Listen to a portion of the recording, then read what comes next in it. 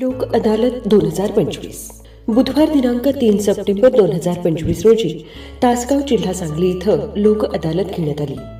सांगली जिल्ह्याचे कल्पक, उपक्रमशील, लोकाभिमुख कार्यपद्धती असलेले जिल्हाधिकारी महोदय माननीय श्री अशोकजी काकडे यांची संकल्पना, उपविभागीय अधिकारी मिरज श्री उत्तम दिघे यांचे मार्गदर्शन, तासगावचे तहसीलदार श्री अतुल पाटोळे यांच्या कार्यकुशलतेतून बार असोसिएशन, वकील, पक्षकार आणि महसूल प्रशासन यांच्या उत्तम समन्वयातून लोक अदालत पार पडली.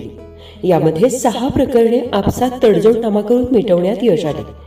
आगामी काळात अनेक तंटे वाद मिटून वाट मिळण्याची ही नांदी आहे, असा सकारात्मक आशावाद लोक अदालतीतून निर्माण झाला. यामुळे लोकांचा वेळ, पैसा, श्रम, त्रास वाचून वैमनस्य, वाद, तेढ, तंटे मिटून तो वेळ उत्तम प्रगतीसाठी वापरता येईल.